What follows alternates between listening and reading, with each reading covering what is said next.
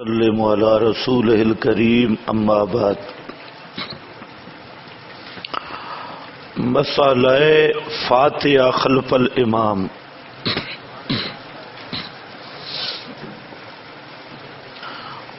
اصل میں تو ترتیب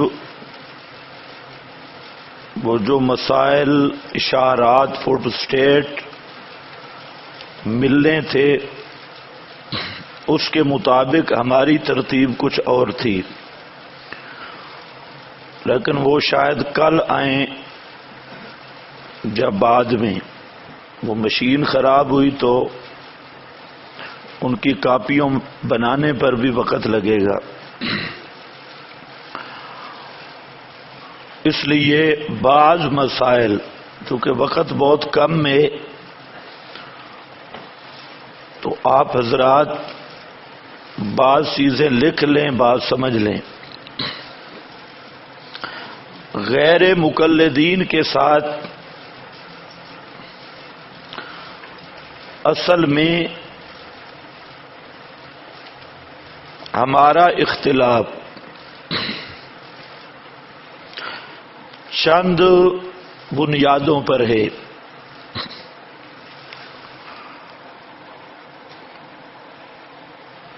نمبر 1،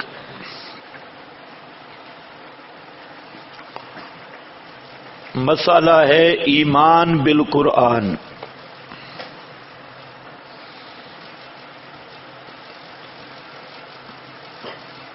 کہ غیر مقلدین روایات کو قرآن پہ حاکم مانتی ہیں،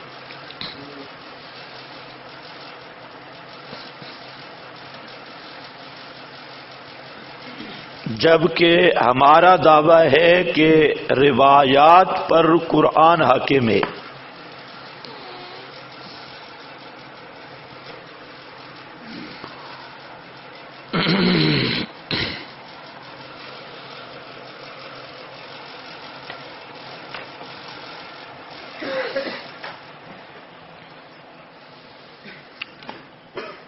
تو غیر مقلدین کا ایمان بالقرآن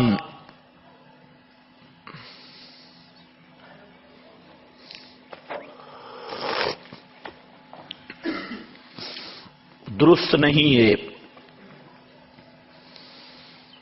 اور یہ اہم مسئلہ ہے۔ تقریباً 225 مسائل ایسے ہیں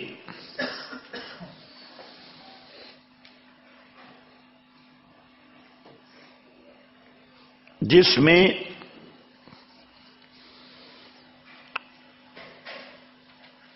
قرآن کے مقابل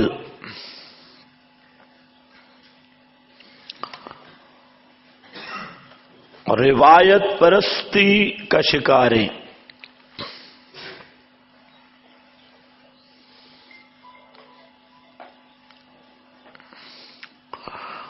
دوسری بنیاد اختلاف کی غلو فی المسائل۔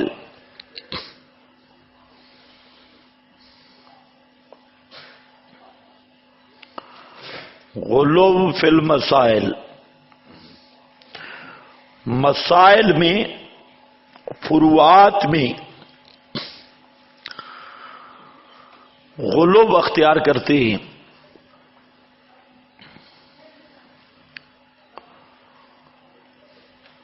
مثلا رفع الیدین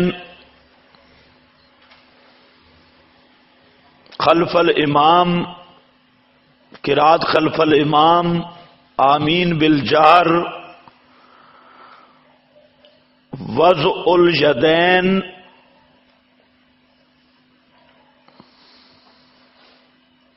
علی الصدر،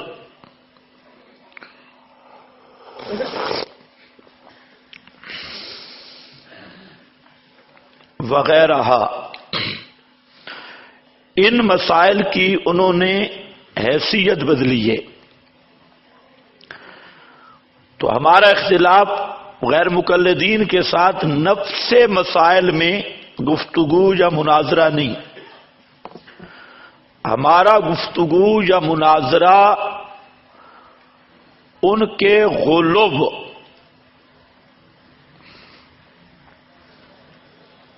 اور مسائل کی جو انہوں نے حیثیت بدل دی اس میں ہوگا۔ نمبر 3،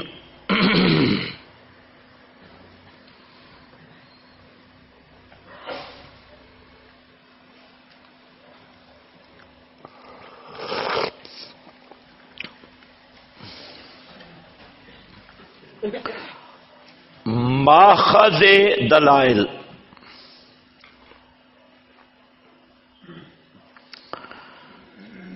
ہمارے نزدیک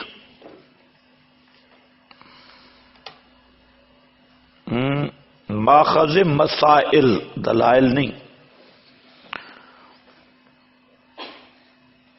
ماخذ مسائل۔ ہمارے نزدیک ماخذ مسائل 4 ہیں: قرآن، سنت، اجماع، اجتہاد۔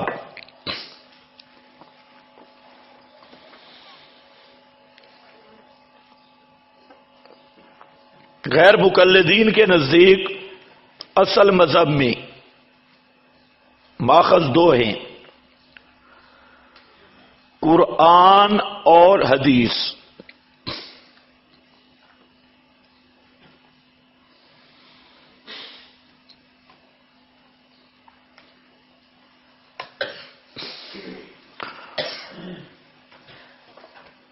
یہ بھی اختلاف کی ایک بنیاد ہے۔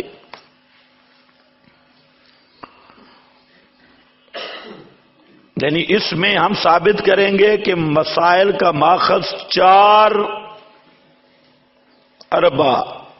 ہیں، اور غیر مقلد مناظر ثابت کرے گا مسائل کا ماخذ 2 چیزیں ہیں، 4 نہیں۔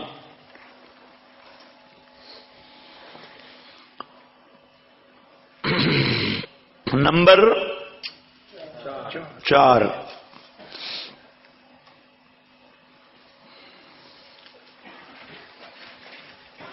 انکار اجماع۔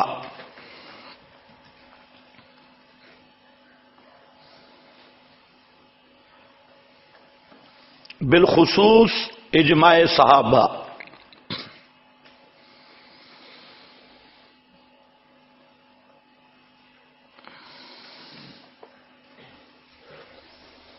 یہ بھی مستقل ایک عنوان ہے کہ صحابہ کے اجماعات کا انکار،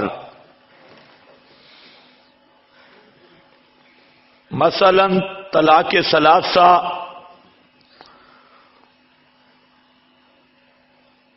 تراویح،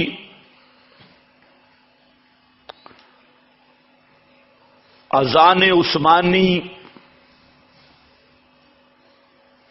وغیرہ۔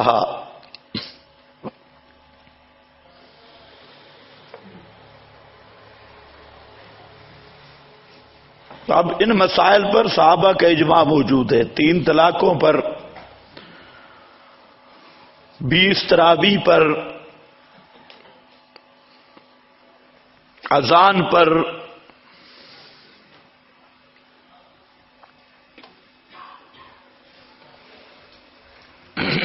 کتنے ہو گئے؟ 4، 5۔ صحابہ کا معیار حق ہونا، اس عنوان میں سب چیزیں آئیں گی جو صحابہ کو بدعتی کہتی ہیں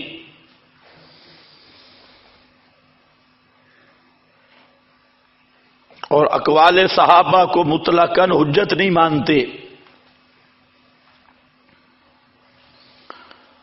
تو اس معیار حق میں آگے شاخیں نکلیں گی۔ صرف میں آپ کو وہ بنیادوں کا تعارف کرا رہا ہوں کہ جن میں ہمارا اور ان کا اختلاف ہے۔ نمبر 6،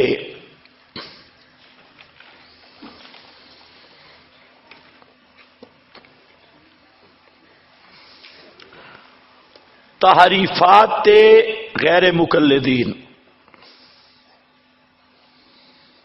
تعریفات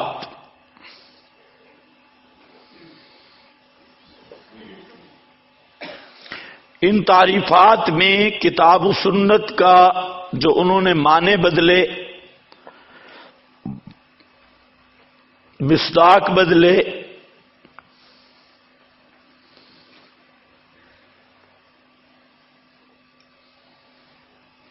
مثلا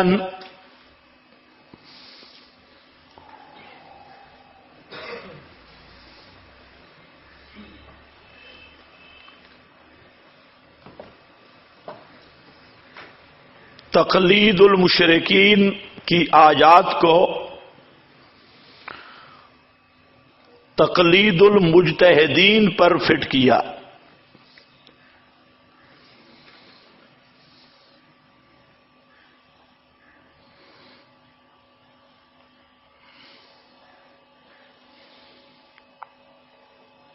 اختلاف فی الاصول کو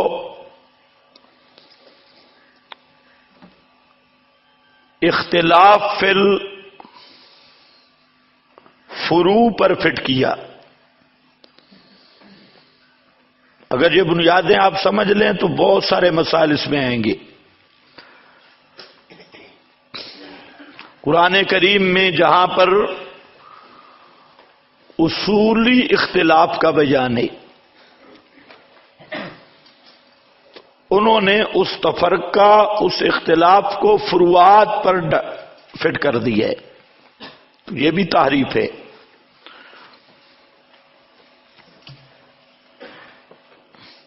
یہ نمبر کتنا لکھا؟ 5 6 تعریفات غیر مقلدین.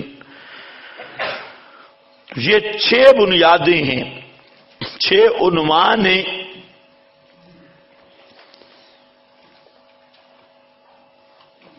ان عنوانوں پر ہماری ان سے گفتگو ہوتی ہے.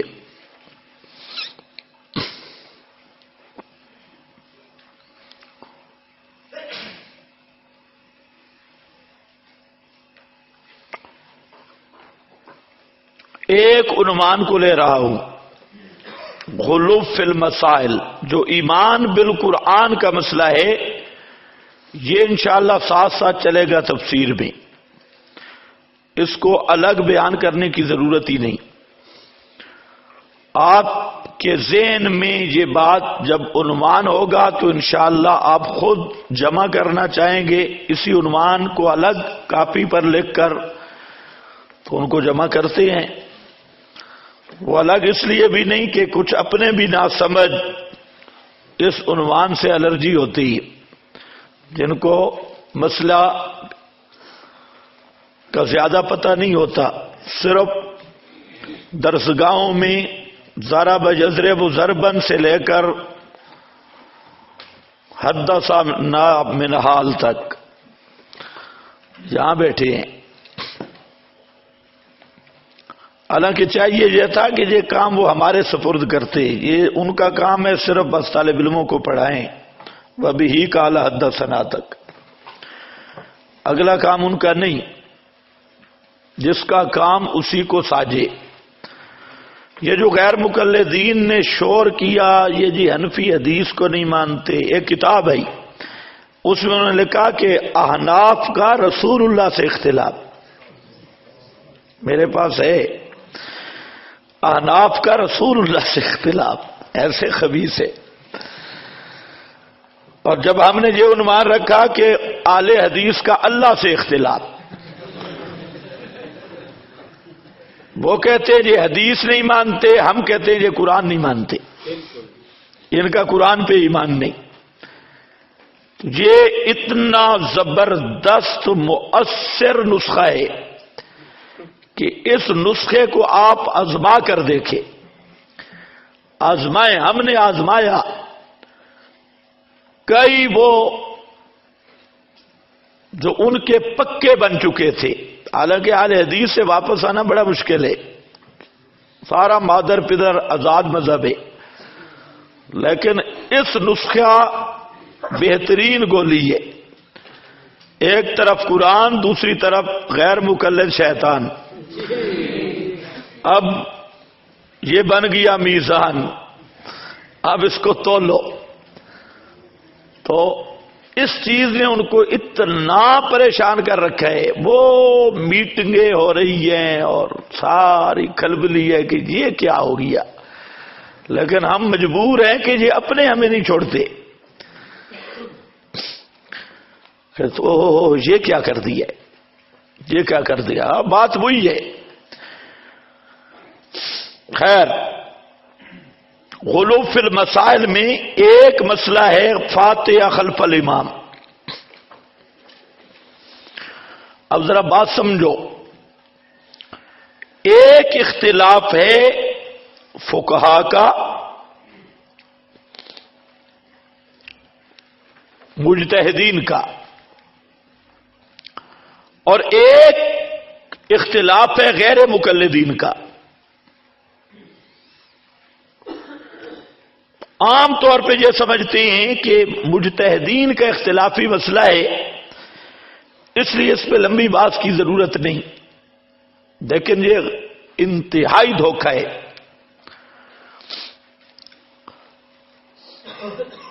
چاروں اماموں میں سے ایک امام بھی اس بات کا قائل نہیں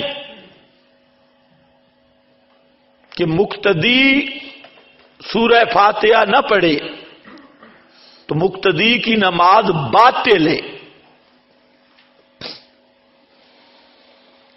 ائمہ اربعہ میں سے کسی کا مذہب نہیں.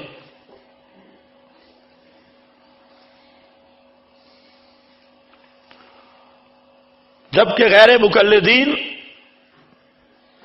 سب اس بات پہ متفق ہے،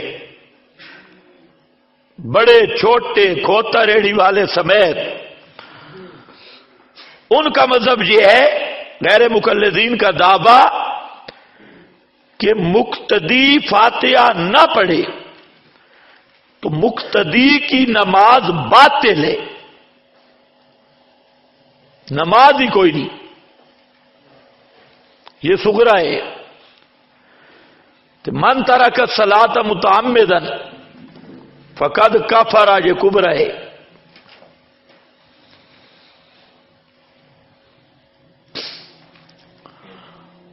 میں نے کیا بولا؟ فقہا چاروں ائمہ کا مذہب اور ہے، غیر مقلدین کا مذہب اور ہے. یہ دھوکہ دیتے ہیں اور جی اماموں کا بھی یہ مذہب ہے نا. ہم کہتے ہیں تمہارے والا مذہب اماموں کا نہیں ہے، شیطانوں کا ہے، کسی امام کا مذہب نہیں. دعویٰ یہ ہے کہ مقتدی فاتحہ نہ پڑھے مقتدی کی نماز باطل، نماز نہیں.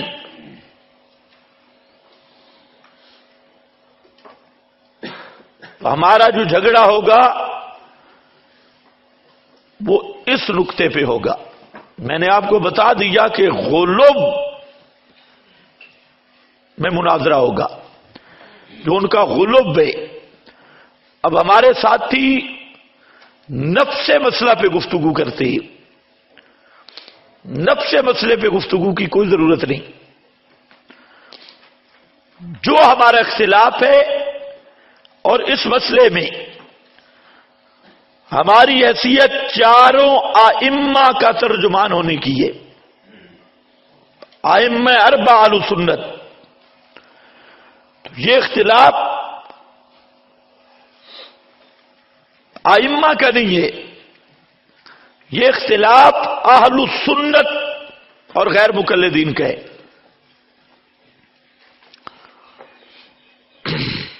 سمجھ گئے میری بات؟ بول نہیں رہے. اہل سنت اور غیر احناف نہیں. حنفیوں کے ساتھ ہمارا اختلاف، ائمہ اربعہ کے ساتھ اختلاف ہے. چاروں اماموں کے ساتھ.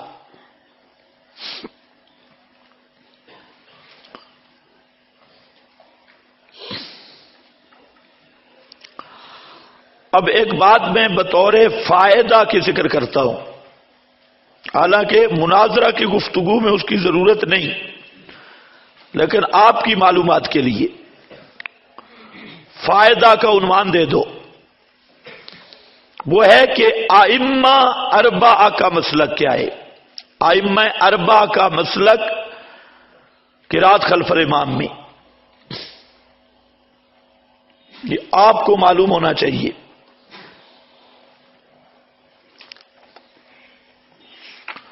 امام مالک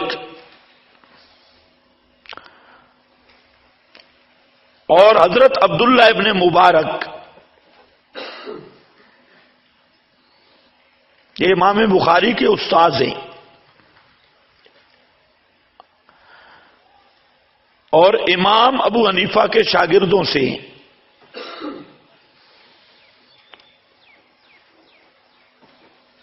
بخاری، امام بخاری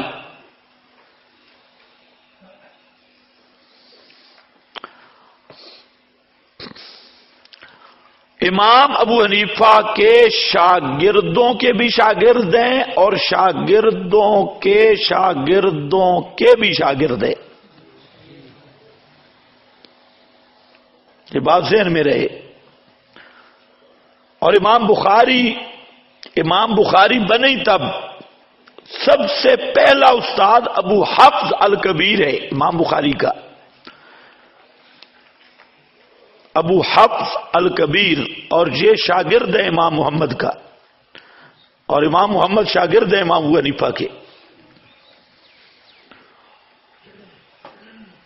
ابو حفص الکبیر.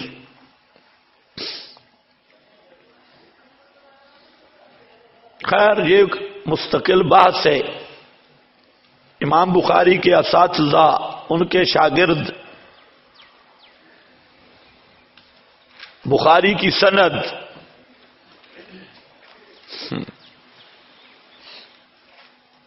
بخاری کی سند بھی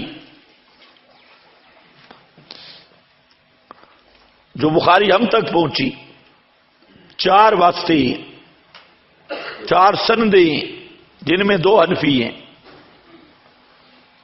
نیچے بھی حنفی ہیں اوپر بھی حنفی ہیں، امام بخاری درمیان میں. اور غیر مقلدین کا 100 مسئلے میں بخاری سے اختلاف ہے. بخاری بخاری بخاری بخاری بخاری. ہاں یہ بھی ہو سکتا ہے کچھ آ جائے، لیکن وہ چونکہ مشہور مسئلہ ہے خلف الامام. فائدہ مسلک ائمہ اربعہ، امام مالک رحمت اللہ علیہ اور حضرت عبداللہ ابن مبارک کا مسلک یہ ہے کہ جہری نمازوں میں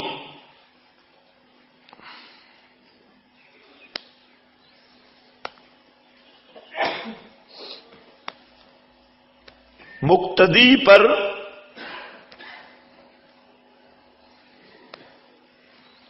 انصات واجب ہے، قرات نہیں ہے.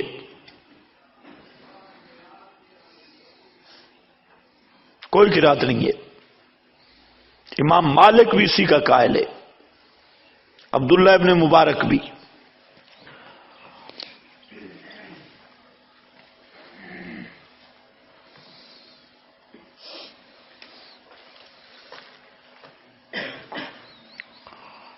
ان کے نزدیک مدار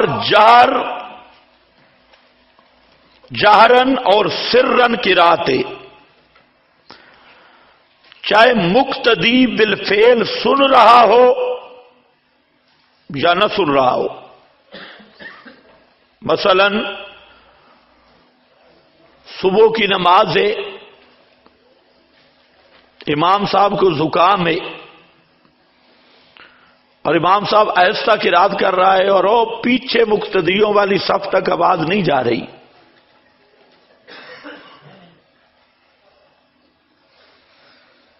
آواز تو پہلی صفوں میں، پیچھے نہیں. اب پچھلے صف والوں کے حق میں وہ جار نہیں ہے، لیکن امام مالک عبداللہ ابن مبارک فرماتے ہیں کہ آواز نہ بھی جائے تو وہ قرات نہیں کر سکتا. یہ فرق ذرا ذہن میں رکھنا. بالفعل مقتدی سن رہا ہو یا نہ سن رہا ہو، اس سے کوئی سروکار نہیں. مدار جہرن یا سرن قرات کرنا ہے. نمبر 2 امام احمد.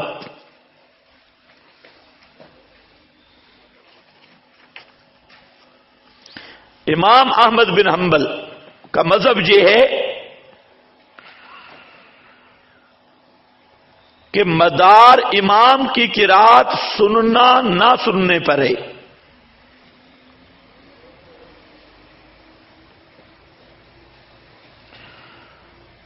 اگر امام کی قرات سن رہا ہے تو قرات نہیں کر سکتا.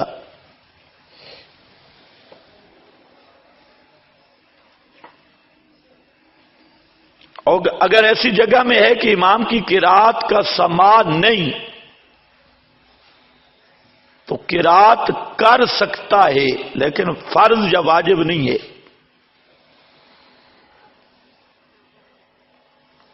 البتہ سری نمازوں میں قرات کرنا اولا ہے. کیا لفظ میں نے بولا؟ قرات کرنا اولا ہے یا فرض ہے؟ اولا کا معنی فرض تو نہیں ہوتا نا، اولا ہے، بہتر ہے.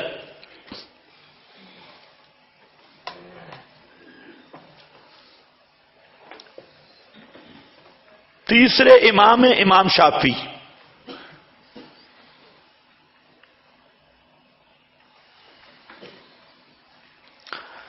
امام شافعی رحمہ اللہ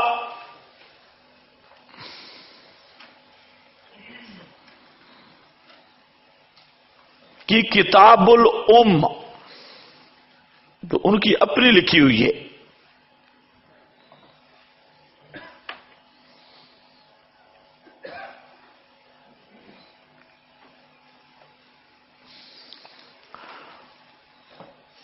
کتاب الام، اس میں جار اور سر کا فرق موجود ہے کہ سرن پڑھ سکتا ہے، جہرن قرات ہو نہ پڑھے. اور جہاں وجوب کی بات لکھی ہے تو فاتحہ کے وجوب کی امام اور منفرد کے لیے وجوب کے قائل ہے، لیکن فرماتے ہیں کہ مقتدی کا حکم بعد میں ذکر کروں گا. بعد میں کہیں ملا نہیں، بعد میں انہوں نے کہاں ذکر کیا؟ یہ بات آپ نے سمجھی ہے؟ قرات کرنے نہ کرنے میں جس طرح امام احمد یا امام مالک نے جہر اور سر کا فرق کیا، کتاب الام میں امام شافعی نے فرق کیا ہے ایک. اور دوسرا مسئلہ کہ مقتدی قرات کرنے کی صورت میں مقتدی پر فاتحہ واجب ہے یا نہیں، تو امام شافعی نے اس کی تصریح کی کہ منفرد اور امام پر فاتحہ واجب ہے، یعنی رکن ہے. اور فرماتے ہیں کہ مقتدی کا حکم بعد میں ذکر کروں گا. یہ مقتدی کا حکم بعد میں ذکر کرنا اس بات کی دلیل ہے کہ مقتدی کے لیے رکن نہیں مانتے. اگر مقتدی کے لیے رکن مانتے ہوتے تو وہاں ذکر کرتے، جہاں رکنیت کا بیان ہے.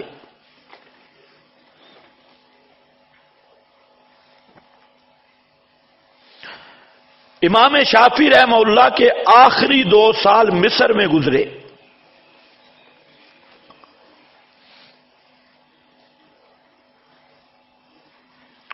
اور امام شافعی رحمہ اللہ کی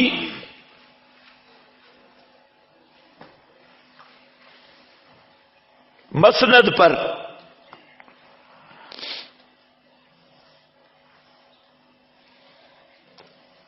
ان کے شاگرد موزانی علامہ مزنی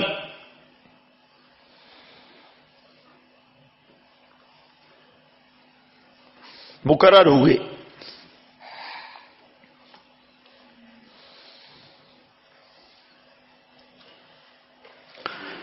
امام مزنی نے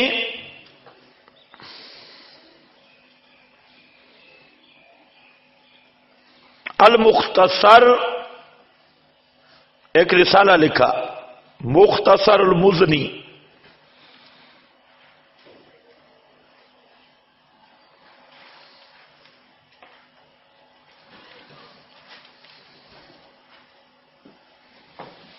اس میں وہ ربیع بن سلیمان،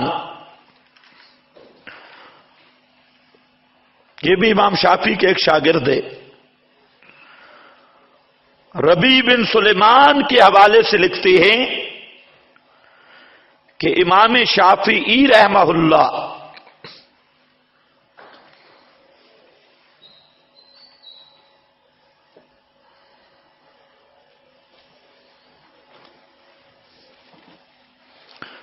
سری جہری دونوں نمازوں میں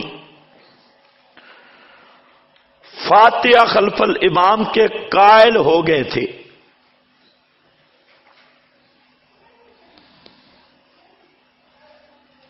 قائل ہو گئے تھے، بس اتنی بات. اور وہ بھی مزنی نے براہ راست نہیں نقل کی، ربیع بن سلیمان کے واسطہ سے. یعنی اصل مذہب امام شافعی کا وہی تھا جو کتاب الام میں ہے. اس کے بعد بھی عام شاگردوں کو بھی کوئی پتہ نہیں، ایک شاگرد کہتا ہے، تو وہ بھی صرف قائل ہوئے. لیکن ہماری گفتگو کچھ میں چل رہی ہے فرضیت میں، مقتدی پر فاتحہ فرض ہے یا نہیں.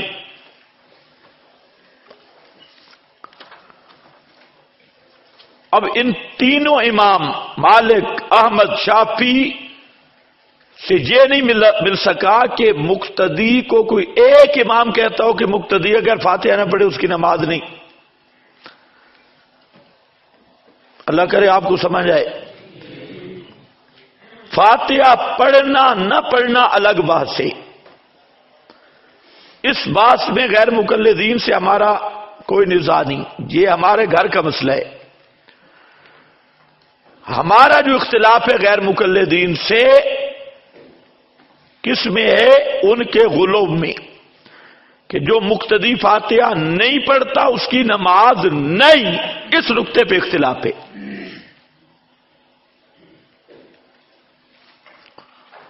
یہ میں بار بار کہہ رہا ہوں اور آپ بار بار چپ ہیں جیسے کوئی پتہ نہیں ہے.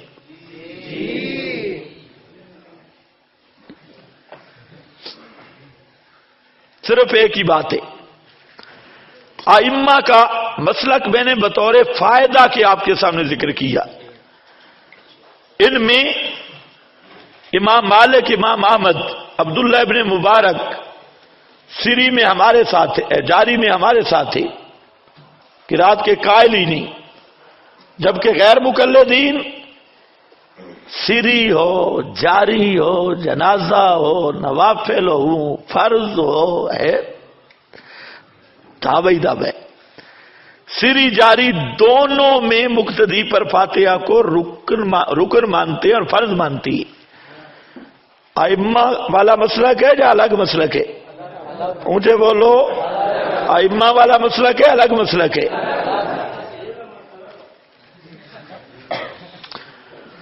اور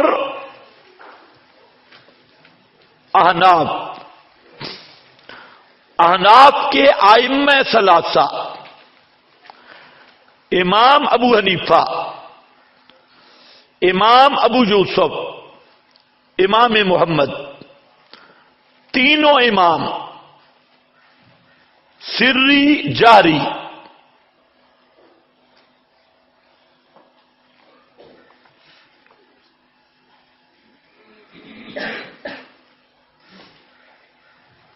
مقتدی کے لیے قرات کے قائل نہیں ہیں. نماز سری ہو یا جہری، قرات خلف الامام کے قائل نہیں. تینوں امام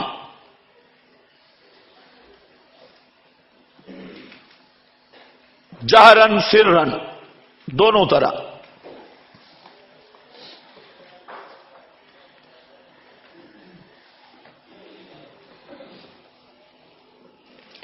یہاں ایک بات صاحب ہدایہ نے امام محمد کا قول نقل کیا کہ سری نمازوں میں امام محمد قرات خلف الامام کے قائل ہیں.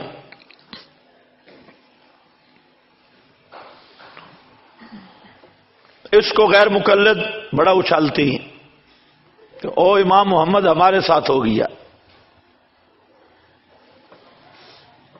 ہم کہتے امام ہمارا ہے، خیال کرنا تمہارے ساتھ ہو گیا.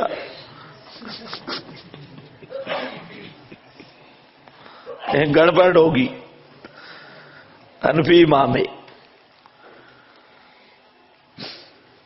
اچھا ایک بات ذرا سوچو، اگر امام محمد قرات خلف الامام کے قائل بھی ہوں بالفرض، تو غیر مقلد کا دعویٰ اور امام محمد کا قائل ہونا ایک چیز ہے. تو امام محمد غیر مقلد کیسے کہتے ہمارے ساتھ مل گئے؟ اگر قرات خلف الامام سری میں قائل ہوں تو پھر امام احمد کے ساتھ ملے. غیر مقلدین بیچارے تو اب بھی اسی طرح الگ ہیں. غیر مقلدین کا مسلک تو یہ ہے کہ سری جہری میں مقتدی پر فاتحہ پڑھنا فرض ہے. جو میں نے بتایا کسی ایک امام کا یہ مسلک نہیں ہے.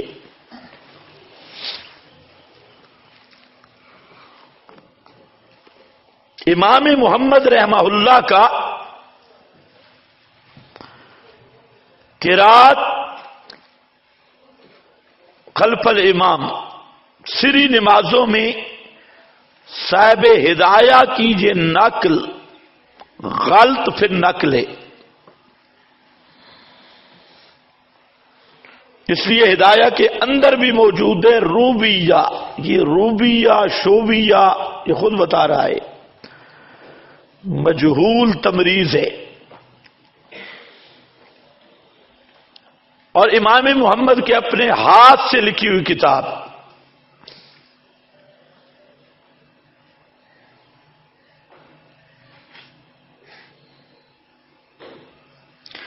موطا امام محمد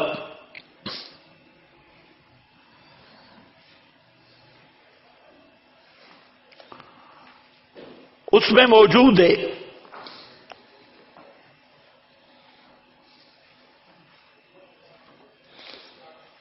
کہ سری جہری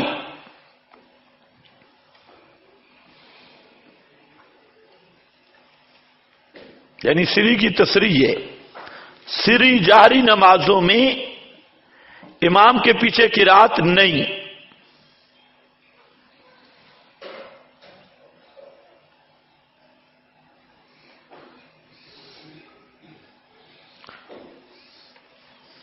آگے لکھتے ہیں وَبِهِ نَأْخُذُ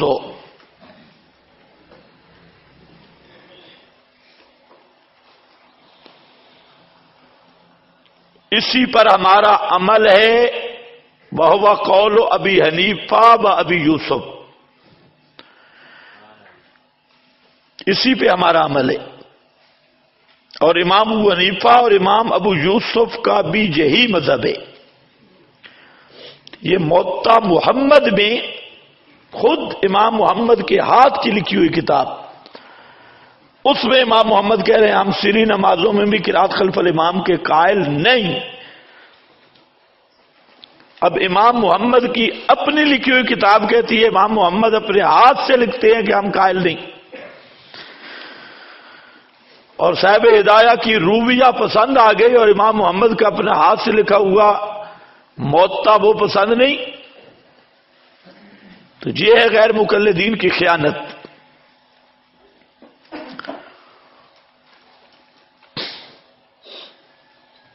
فائدہ ختم.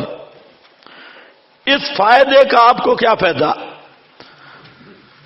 کہ چاروں امام میں سے ایک امام بھی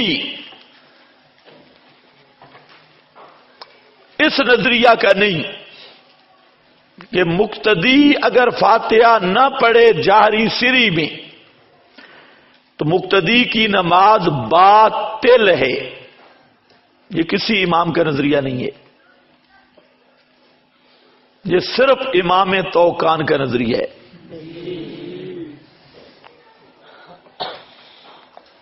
سمجھ گئے؟ تو اب یہ مسئلہ کہ غیر مقلدین اور ائمہ مجتہدین کے مسلک کو خلط کرنا، اس کا فرق کرو.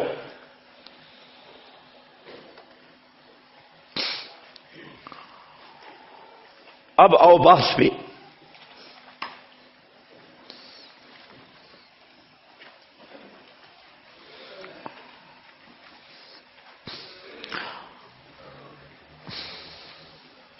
اس پر غیر مقلدین بڑا زور لگائیں گے بھی اگر کوئی پڑھے تو آپ کیا کہتے ہیں؟ ہم کہتے ہیں ہم کچھ بھی نہیں کہتے،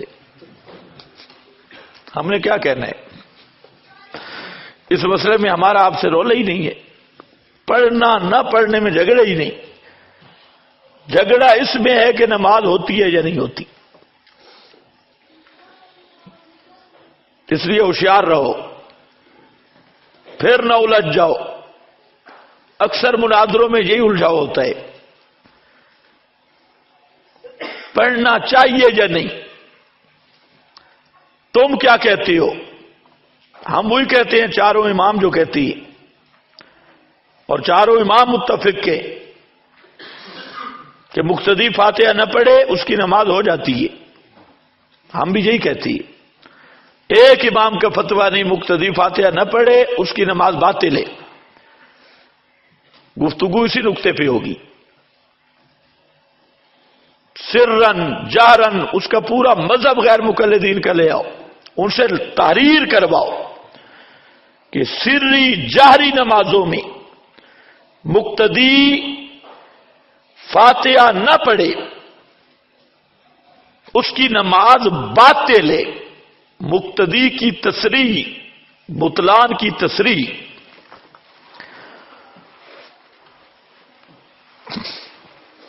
بڑا مشکل ہے. کوئی عامی لکھ کر دے دے. ان کے مولوی جانتی ہیں کہ اگر لکھ کر دے دیا تو کم گڑبڑ ہے.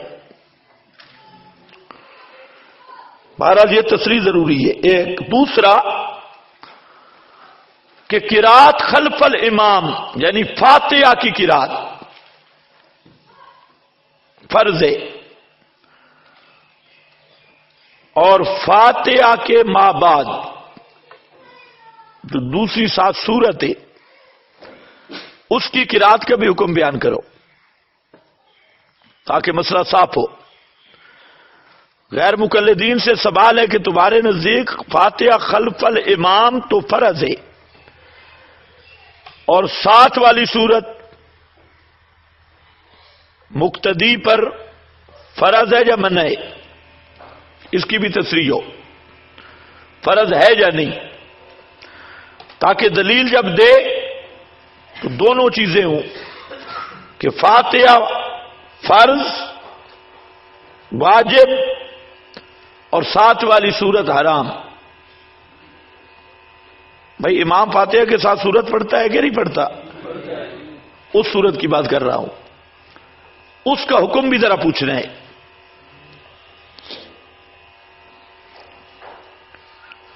ان کے نزدیک سورت مقتدی کے لیے پڑھنا حرام ہے، ناجائز ہے. فاتحہ پڑھنا واجب ہے، لیکن دلیل جب دیتے ہیں تو ایک پہلو پہ دیتے ہیں.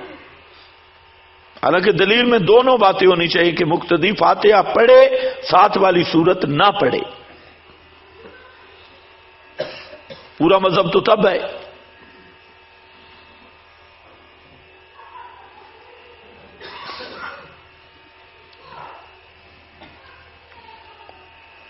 تو اس مسئلہ میں غیر مقلدین مدعی ہیں.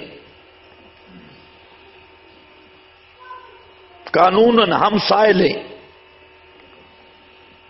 ہمیں مدعی بنانا چاہتے ہیں، ہم مدعی بن جائیں گے. قانوناً وہ مدعی ہے، ہم سائل ہیں. اور آپ نے مدعی اور سائل کا ضابطہ پڑھ لیا. مدعی کے ذمہ دلائل ہوں گے، سائل کے ذمہ ان دلائل کو توڑنا ہوگا. اب ہم کہتے ہیں تم مدعی ہم سائل، کیونکہ نماز کے بطلان کا دعویٰ ان کا ہے. اذا ترا کا تورے کا، اگر وہ نماز کے بطلان والے دعوے سے دستبردار ہو جائے، جھگڑا ختم ہے. جھگڑے ہی نہیں. اما میں نے آپ کو شروع میں بتایا کہ غلو فی المسائل میں ہمارا اختلاف ہے. بات کو ذرا سمجھو. اسی طرح ان کا یہ دعویٰ امت سے نرالا دعویٰ ہے، چاروں ائمہ سے ہٹ کے دعویٰ ہے کہ مقتدی فاتحہ نہ پڑھے، مقتدی کی نماز باطل. یہ نیا خلاف ظاہر دعویٰ ہے، پوری امت سے الگ تھلگ دعویٰ ہے. اس لحاظ سے بھی وہ مدعی ہے. اب جو گفتگو ہے، چونکہ وقت بھی بچانا ہے، مقصد صرف یہ ہوتا ہے کہ آپ کو مسئلے میں تھوڑی بصیرت آ جائے. دلائل کا سب دلائل جمع کرنے یہاں مقصود نہیں ہے. عنوان سمجھا کے آپ کو دلائل اور جگہ بھی مل سکتی ہے کتابوں میں. اگر آپ محنت کریں گے تو اس مسئلے پہ بہت کچھ، صرف نقل نہیں، کچھ درایت آپ خود آگے چل سکتی. اس لیے اس سال میں سے اور انداز رکھ رہا ہوں. جنہوں نے پہلے پڑھا پڑھتے رہے، بالکل نیا انداز. باتیں وہی ہوتی ہیں، ترتیب بدلتی ہے. سب سے پہلے قرآن، اس کے بعد بخاری اور مسلم.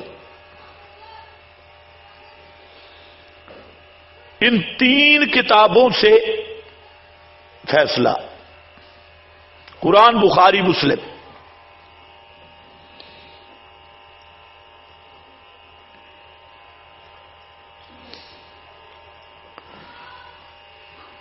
فریقین کے لیے ضروری ہے. قرآن، بخاری، مسلم. مدعی قرآن، بخاری، مسلم سے دلیل لائے گا،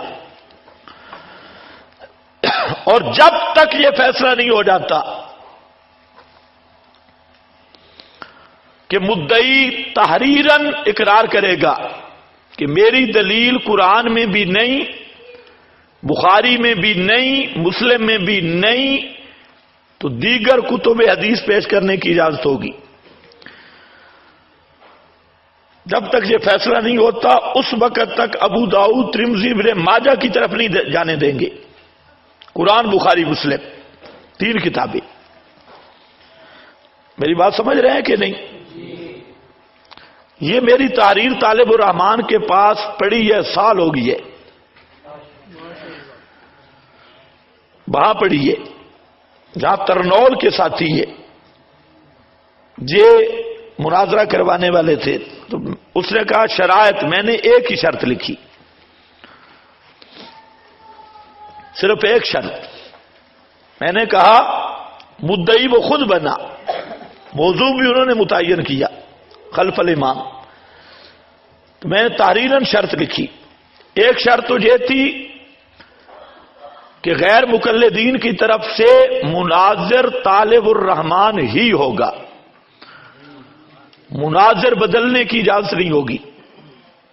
اور اہل سنت کی طرف سے مناظر میں ہوں گا.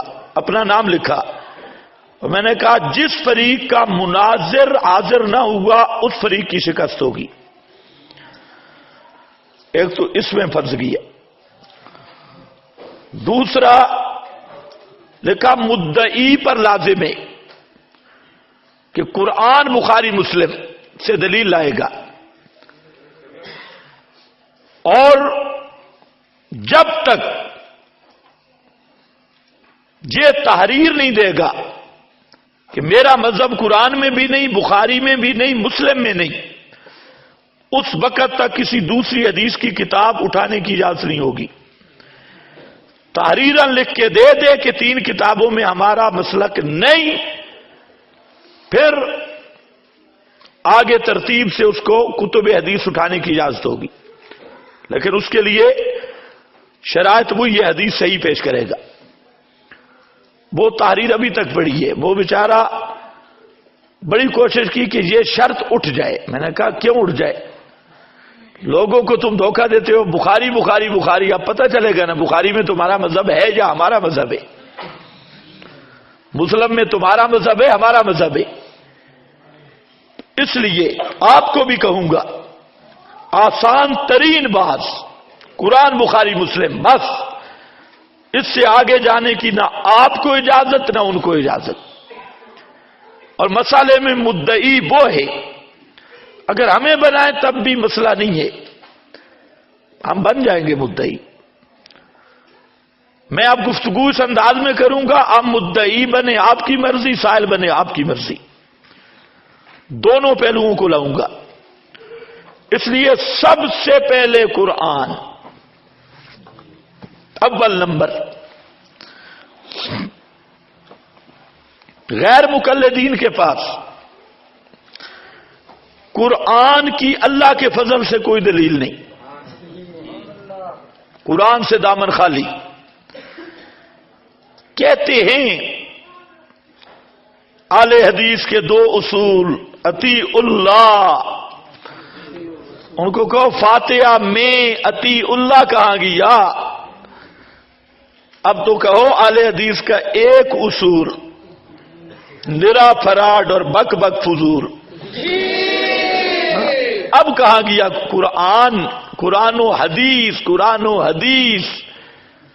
تو قرآن میں غیر مقلدین کے پاس کوئی چیز نہیں ہے ہی نہیں۔ اب وہ بیچارے پریشان ہوئے کہ قرآن کریم احناف پیش کرتی ہیں، ہمارے پاس قرآنی دلیل کوئی نہیں۔ بڑا غور و فکر کیا، انہوں نے چند ایتیں لائی جو وہ پیش کرتے ہیں قرآنی دلائل۔ چونکہ وہ مدعی ہے، مدعی دلیل پیش کرنا مدعی کا کام ہے، اس لیے ان کے قرآنی دلائل۔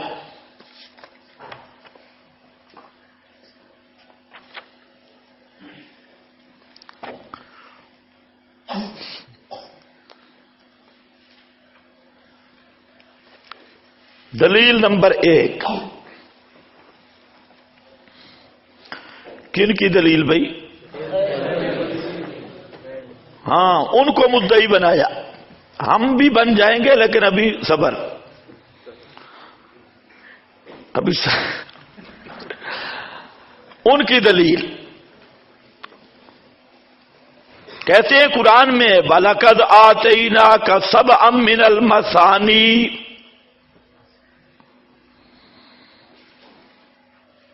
وَالْقُرْآنَ الْعَظِيمِ۔ البتہ تحقیق دیا ہم نے آپ کو 7 مثانی سے، مثانی سے یہ آیت ہے۔ اس سے معلوم ہوا کہ مقتدی پر فاتحہ پڑھنا فرض ہے۔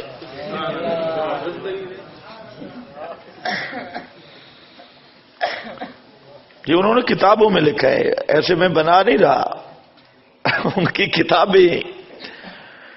اچھا، طرز استدلال یہ ہے کہ مثانی کا معنی بار بار، مثانی سے مراد فاتحہ ہے، اور مثانی کا معنی ہے بار بار پڑھی جانے والی۔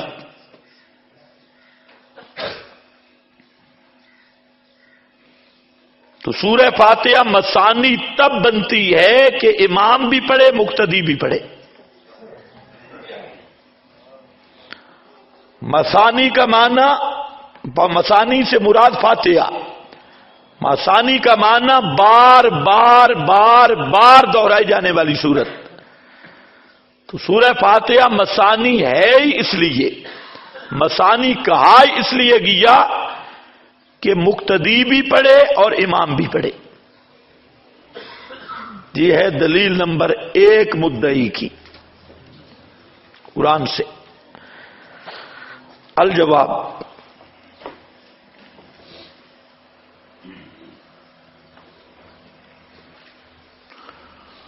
تقریب تام نہیں،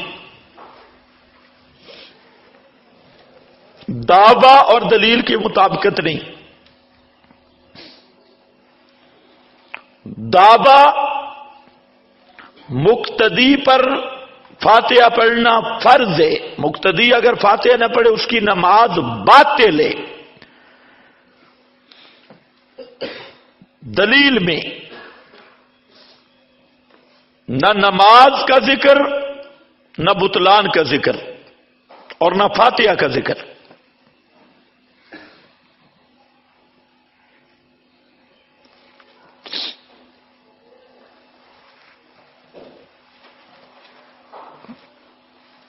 پریشان نہیں ہونا.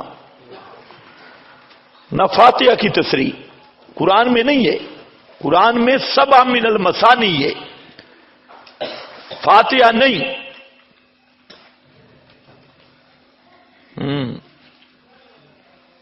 فاتحہ کا لفظ نہیں، سبع من اور اس میں مفسرین کے 2 قول ہیں.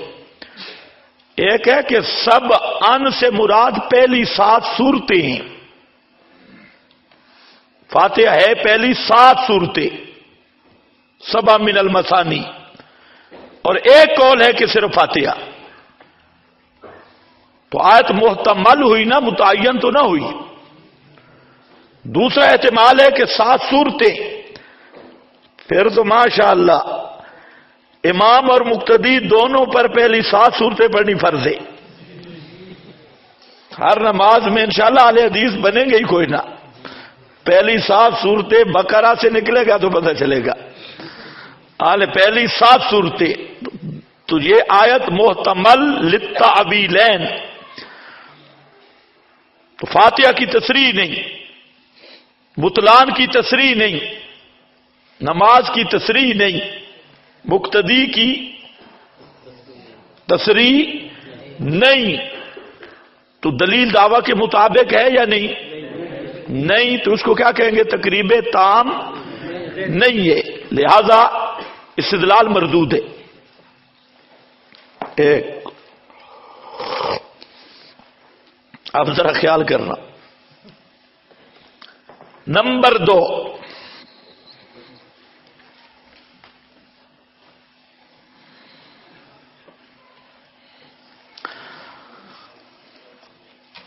مثانی کا اگر یہ مطلب ہے کہ مقتدی بھی پڑھے امام بھی پڑھے،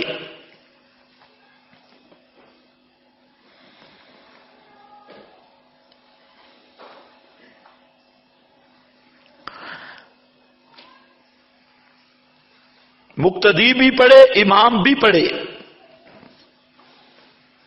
تو سورہ زمر میں پورے قرآن کو مثانی کہا گیا. اللہ نزل احسن الحدیث کتابا مثانیہ. پورے قرآن کی صفت مثانی ہے. اگر مثانی کا یہ معنی ہے کہ مقتدی بھی پڑھے تو امام بھی پڑھے تب مثانی ہے، تو پھر غیر مقلد پر فرض ہے کہ پورا قرآن مقتدی بھی پڑھے، پورا قرآن امام بھی پڑھے، ورنہ نہ امام کی نماز ہے نہ مقتدی کی. یہ ہے نقض. معارضہ کی اصطلاح پتہ نہیں آپ نے پڑھی ہے یا نہیں. چلو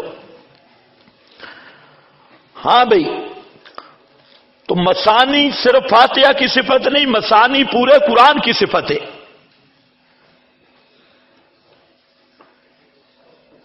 اور مثانی کا اگر یہ معنی ہے مقتدی بھی پڑھے امام بھی پڑھے،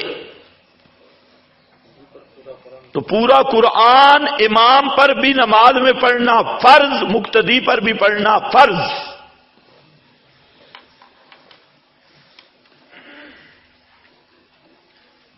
تو جو جواب آپ ارشاد فرمائیں گے ہمارا وہ جواب ہوگا. تو کر لو.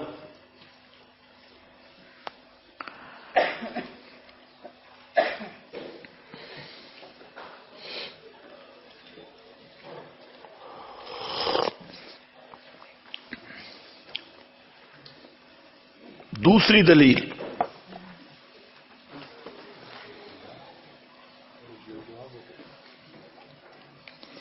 دلیل نمبر 2،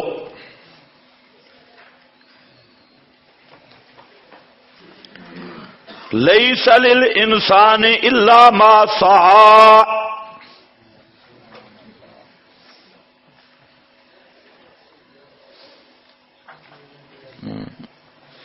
یہ لوگ ہیں قرآن حدیث پہ عمل کرنے والے، اور فاتحہ خلف الامام میں بالکل یتیم ٹبر. پنجابی والے کہتے ہیں کوڑے رومن نالو چپ چنگی ہے. خدا کے بندے صاحب کہہ دیتے بھئی ہماری دلیل قرآن میں نہیں، تو کتنی اچھی بات تھی. اب ٹانگ اڑائی ہوئی ہے. لیس للانسان الا ما سعى. نہیں انسان کے لیے مگر جو کوشش کرے، خود کوشش کرے. تو معلوم ہوتا ہے فاتحہ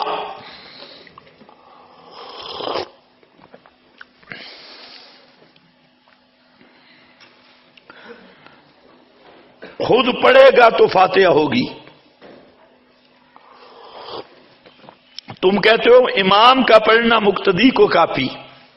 آیت کہتی ہے لیس للانسان الا ما سعى، کہ انسان کو وہی ملے گا جس کی وہ خود محنت کرے گا، خود کوشش کرے گا.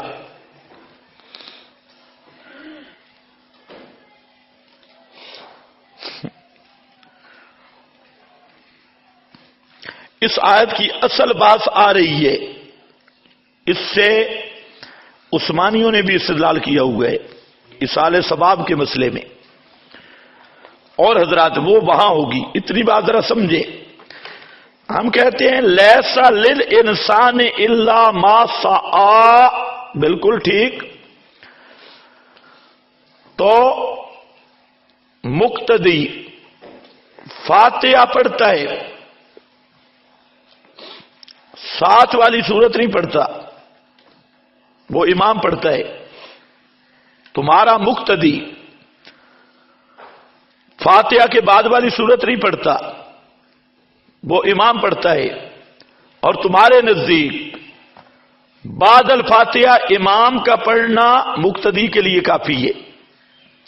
تو لیس الانسان کا اگر یہ معنی ہے تو پھر مقتدی کو ساتھ والی صورت بھی پڑھاؤ.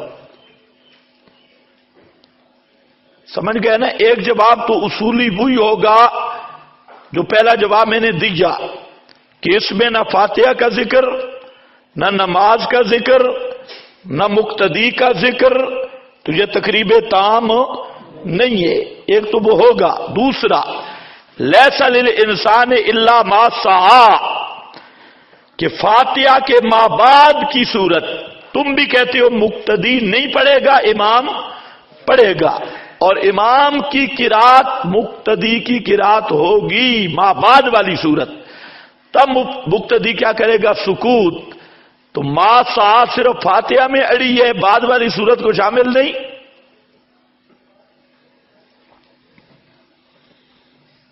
یہ الزامی جواب ہے.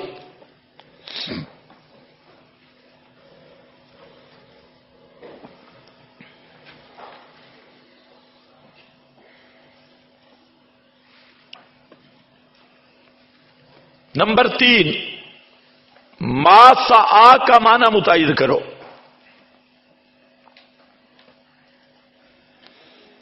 اگر ما سے مراد ایمان ہے،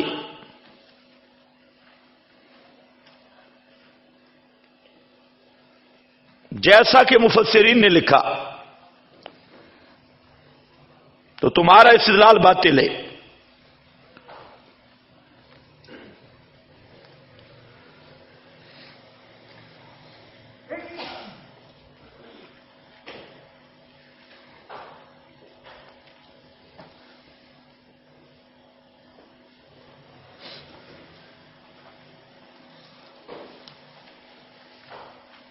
سمجھے؟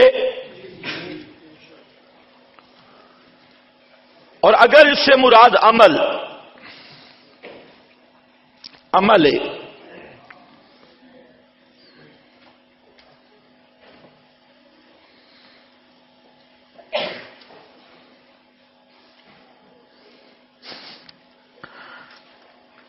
تو مقتدی پر قرآن نے انصات واجب کیا. تو لیس للانسان الا ما سعی، مقتدی انصات کرے گا تو نیکی ملے گی.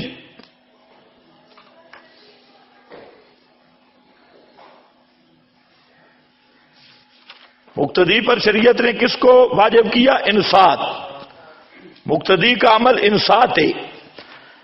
اگر مقتدی انصات کرے گا اس کو ثواب ملے گا، اور اگر انصات نہ کیا تو اسے ثواب نہیں ملے گا، گناہگار ہوگا جیسے غیر مقلدین.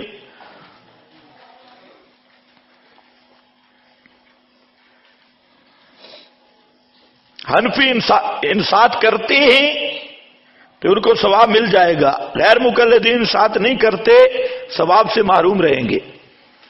لیس الانسان الا ما سعی. انسان کو اپنی نیکی کا ثواب ملے گا نا بھائی. تو یہی تو بات شریعت سے معلوم کرنی ہے کہ مقتدی کا وظیفہ کیا ہے. تو قرآن نے مقتدی کا وظیفہ انصات بتایا. اب جو انصات کرے گا اسے ثواب ملے گا، اور جو انصات نہیں کرے گا امام کے پیچھے تو وہ ثواب سے محروم ہوگا. اس لیے یہ آیت الٹا تمہارے خلاف ہے. لیس الانسان الا ما سعی. دلیل نمبر 3. یہ آپ بات سمجھ گئے یا مشکل ہے؟ نہ سمجھو تو اور طرز بھی ہے. ہاں بس جہاں اتنا کافی، انشاءاللہ اس پہ مفصل بات آئے گی. لیس الانسان الا ما سعی پر پتہ چل جائے گا کہ اس کا معنی کیا ہے. تیسری دلیل مدعی کی، لا تازر وازرۃ وزر اخری.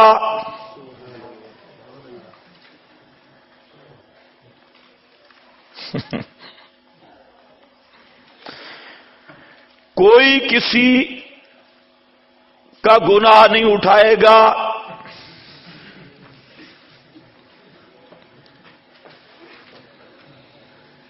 لہذا امام کا پڑھنا مقتدی کا پڑھنا نہیں بنتا. اس لیے میں کہتا ہوں خدا کی قسم ان کی کھوپڑی میں عقل نہیں ہوتا. دلیل دیکھو، لا تازر وازرۃ وزر، یہ کتابوں میں لکھا ہے، میں اپنی طرف سے نہیں بنا کے آپ کو پیش کر رہا. ان کی سب کتابوں میں یہ درج ہے، لا تازر وازرۃ وزر اخری. اگر کتابیں نہ دیکھی ہوتی تو آدمی پڑھ کے حیران ہوتے ہوئے یہ لوگ ہیں قرآن و حدیث والے. قرآن و حدیث، کاروان اہل حدیث. لا تزر وازرۃ وزر اخری. الجواب، پہلے یہ فیصلہ کر لیں کہ فاتحہ پڑھنا گناہ ہے یا نہیں، پھر آیت پیش کرنا.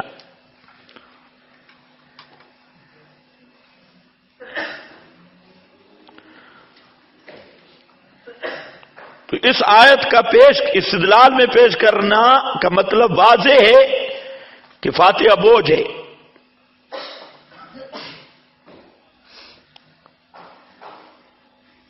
اور کوئی کسی کا گناہ نہیں اٹھائے گا، بوجھ نہیں اٹھائے گا.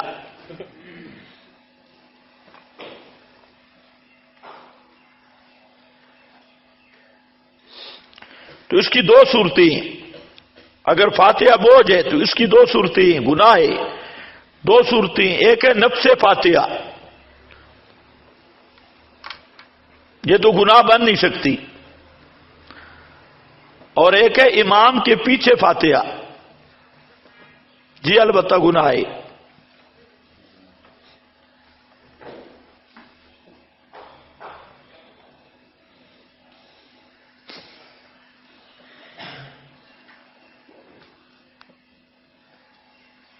جھگڑا اسی میں ہے کہ امام کے پیچھے پڑھنا جائز ہے یا ناجائز.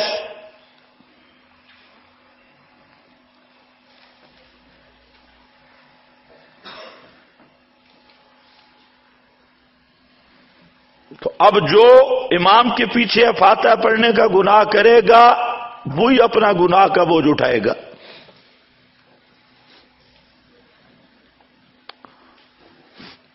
تمہیں کچھ بھی سمجھ نہیں آ رہی بھائی؟ ویسے تو فاتحہ پڑھنا گناہ نہیں ہے نا، نفس فاتحہ. یہ ایسی گپ لگا رہا ہوں، تھوڑا اس کو شرمندہ کیا، ورنہ تو لا تزر وازرۃ وزر اخرى کا وہی جواب ہوگا جو پہلے دیے. اس میں فاتحہ کس لفظ کا معنی ہے، مقتدی کس لفظ کا معنی ہے، نماز کا بطلان کس لفظ کا معنی ہے. صرف اس نے چبل ماری کہ گناہ لا تزر وازرۃ وزر اخرى، کوئی کسی کا بوجھ نہیں اٹھائے گا. اس پر تبصرہ ہے کہ فی نفس ہی تو فاتحہ پڑھنا کسی کے نزدیک گناہ نہیں. تم فاتحہ کو گناہ کہہ رہے ہو آیت فٹ کر کے. تو ایک صورت ہے کہ مقتدی کے پیچھے پڑھنا جائز ہے یا نہیں. تم کہتے ہو جائز، ہم کہتے ہیں نہیں. تو ویسے فاتحہ اتفاقی بات ہے کہ پڑھنا گناہ نہیں، ثواب ہے. تو پھر یہ فیصلہ ہو گیا، پتہ چل گیا امام کے پیچھے فاتحہ پڑھنا گناہ ہے تمہارے استدلال سے، اور جو یہ گناہ کرے گا وہی اٹھائے گا. دوسرا اس کا غیر مقلدین والا قرات خلف الامام والا گناہ حنفی نہیں اٹھائیں گے، یہ خود اٹھائے گا. سمجھ گئے ہو یا نہیں سمجھ گئے؟ یہ صرف تھوڑا ذلیل کرنے کے لیے، ورنہ یہ کوئی تفسیر نہیں ہے. بے محل آیت فٹ کی. اس لیے میں نے آپ کو جو عنوان دیا نا، تحریفات غیر مقلدین. تو اب آپ خود دیکھیں کہ 3 ایتیں پڑھی اور ایمان سے سوچیں یہ تفسیر کر رہے ہیں یا تحریف؟ تینوں ایتوں کی تعریف کی. بَلَقَدْ آتَيْنَاكَ سَبَبًا مِنَ الْمَثَانِي، یہ بھی تحریف کی اس مسئلے پہ فٹ کر کے مصداق بدل دیا.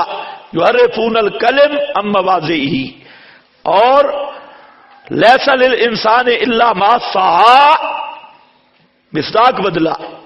اور لا تزر وازرۃ وزر اخرى کا مصداق بدل کے فاتحہ جو نرا قرآن ہے، ام القرآن، اس کو گناہ قرار دے دیا. تو اسی کا نام تعریف ہے. تو آپ کے اس عنوان کو آپ پر کرتے ہیں، وہ آپ کے پاس 3 نمونے آگے تعریف کے، تعریفات غیر مقلدین. اسی طرح یہ چلتے رہیں گے. تو یہ تینوں آیتیں مسئلہ نزاعی کے ساتھ ان کا کوئی تعلق نہیں، مابین نزاع کے ساتھ کوئی تعلق نہیں. ان آیات کو خلف الامام پر فٹ کرنا یہ تحریف قرآن ہے.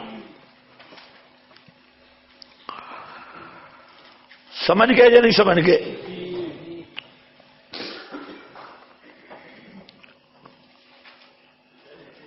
یہ 3 آیات اور چوتھی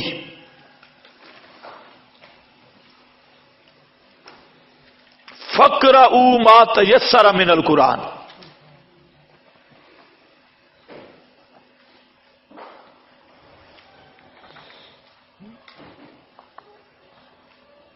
یہ چوتھی آیت ہے ان کی طرف سے، چوتھی دلیل مدعی کی طرف سے. فَاقْرَؤُوا مَا تَيَسَّرَ مِنَ الْقُرْآنِ،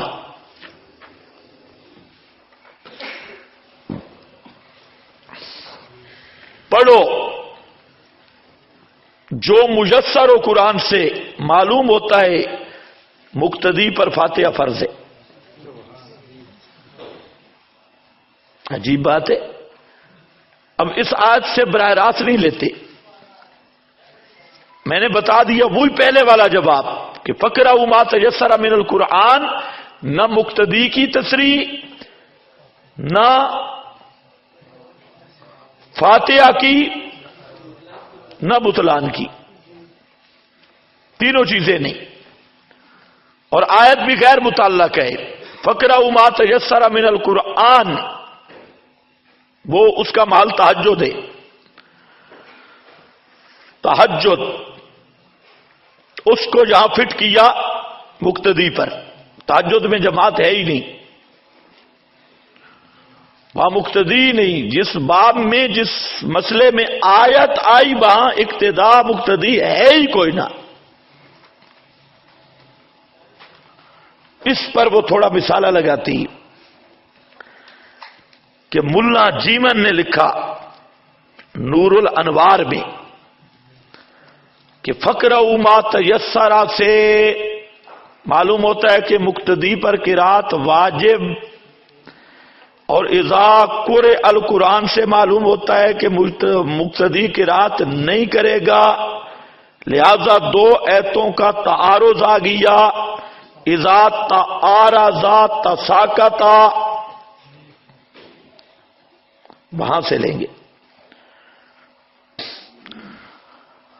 تو مسئلہ صاف ہے. ملا جیمن نہ مجتہد دے، وہ محض ایک مقلد عالم ہے. اس لیے ملا جیمن کی لغزش قلم شریعت نہیں بنتی. یہ ملا جیمن کی لغزش قلم ہے. اور کمال ہے کہ نہ ماننے پہ آؤ تو قرآن کو نہیں مانتی، رسول اللہ کی بات نہیں مانتے، اور ماننے پہ آؤ تو ملا جیمن کو سلام. ان سے پوچھو ملا جیمن کا والا پیش کرنے والا ملا جیمن خدا ہے یا رسول ہے؟ تو کہتے اطیع اللہ و اطیع الرسول، تو اب ملا جیمن تو خلف الامام کی بات بعد میں ہوگی. ملا جیمن کے مقلد کا پہلے حکم بیان کر. تقلید شرک ہے تو مشرک ہے. اس لیے کوئی کالا شالا ملا جیمن نہیں. ملا جیمن ایک عالم ہے اور اس کی لغزش قلم سے یہ بات آئی. ہم نہیں جانتے ملا جیمن کو. بات صاف ہے، کتاب و سنت کے مطابق مقابل ملا جیمن کی بات تو ہم اسے بھی رد کر دیں گے. کتاب و سنت پہ عمل مقدم ہے. وہ ایک لغزش اٹھاتی ہے ملا جیمن کی، اور وہ اچھی طرح سمجھ لو، صاف کہو کہ ملا جیمن نہ مجتہد ہے نہ ہم اس کے مقلد ہیں. ملا جیمن بھی ایک مقلد ہے، اور وہ ملا جیمن کی لغزش قلم ہے. اور غلط بات ہے. فقرؤ ما تیسر کا تعلق ہی نہیں ہے. تعارض کیسے بنے گا اذا قرئ القرآن کے ساتھ؟ اذا قرئ القرآن کی اب میں بات کروں گا تو پتہ چلے گا اس کا مضمون ہی اور ہے، اور فقرؤ ما تیسر من القرآن اس کا مضمون ہی اور ہے.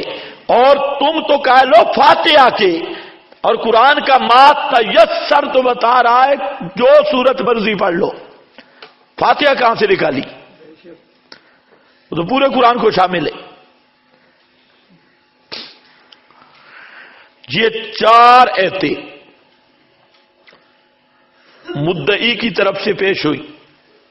ان چاروں کو دیکھ لو جن کا اصل مسئلہ کے ساتھ تعلق ہی نہیں. بارو بار لاہور،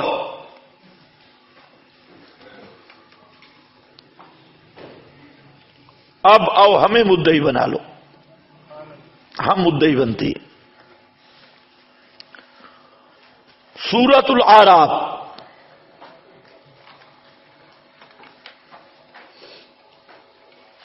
بحث ابھی صرف قرآن پہ ہو رہی ہے. کس پہ ہو رہی ہے؟ کس پہ ہو رہی ہے؟ اور کتنی کتابوں پہ ہونی ہے؟ قرآن، بخاری، مسلم، 3 کتابیں.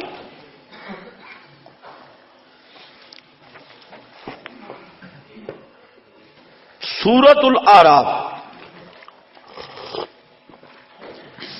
اذا قرئ القرآن فاستمعوا له وانصتوا لعلکم ترحمون. ذرا الفاظ میرے سمجھنا. استدلال. اذا قرئ، یہ قرئ مجہول کا صیغہ ہے. فاستمعوا جمع ہے، انصتوا جمع ہے. آیت میں اتنی بات قرآن میں ہے کہ جب قرآن پڑھا جائے تم غور سے سنو اور چپ رہو. معلوم ہوتا ہے کہ استماع کا حکم جماعت کو ہے، انصات کا حکم بھی کس کو ہے؟ جماعت کو. اب ایک چیز ہے کہ قرئ کا قاری کون ہے. کیا کہہ رہا ہوں؟ قرئ کا قاری کون ہے؟ اس کی تصریح قرآن میں نہیں کہ قرئ کا قاری کون ہے. قاری مجہول ہے. اور قرآن یہ کہتا ہے انزلنا الیک الذکر لتبین للناس. قرآن کے پہلے مفسر حضرت محمد مصطفیٰ صلی اللہ علیہ وسلم. اب ہم نے دیکھنا ہے ایک اور نقطہ ذہن میں رہے.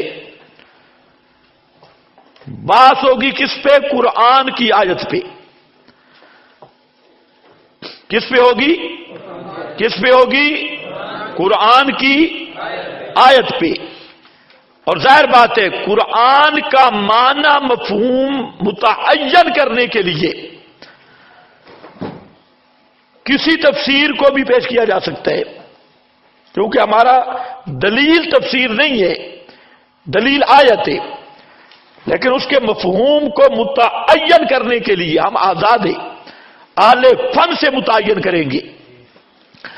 پھر سمجھو کہ ہماری دلیل آیت ہے، اور آیت میں صرف ایک چیز تلاش کرنی ہے کہ قرئ کا قاری کون ہے.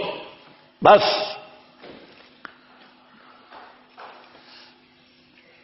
تو اصول تفسیر کے مطابق چلیں گے.